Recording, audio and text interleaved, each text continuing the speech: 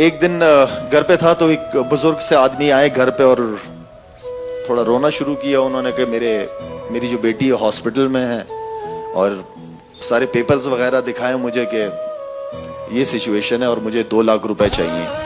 2 لاکھ روپے میں دیکھ کے اس وقت یہ پرانی بات ہے, میری شادی کے 4 سال بعد پرانی بات ہے, یہ 2004 کی بات ہے. تو 2 لاکھ روپے بہت زیادہ. تو میں نے کہا 2 لاکھ روپے چاہیے. میں نے کہا یا اللہ کہاں سے 2 لاکھ. اچھا میں نے فوراً فون کیا اس ہاسپٹل میں کہ واقعی بچی ہے وہاں پہ. تو انہوں نے بتایا کہ ہاں بچی یہیں پہ ایڈمٹ ہے.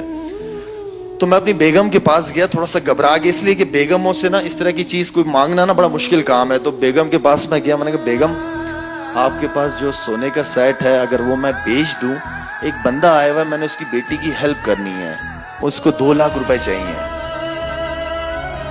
تو بیگم نے کہا ہاں ٹھیک ہے اگر جینون بندہ ہے تو آپ کو دے دو. میں نے کہا بس خوش ہو گیا کہ بیگم نے, میں نے بیگم کے لیے عورتوں کے لیے سونے سے بڑی چیز کیا ہے.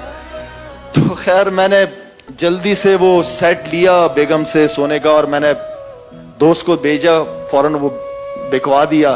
اور میں نے بیگم کو کہا, میں نے بیگم انشاءاللہ اللہ آپ کو اس سے زیادہ اچھا دے گا. 15 دن گزرے تھے اس بات کو. 15 دن کے بعد میرے دوست انگلینڈ سے آئے اپنی فیملی کے ساتھ. وہ میری شادی پہ نہیں آئے ہوئے تھے, میری فیملی پہ شادی کے بعد آئے.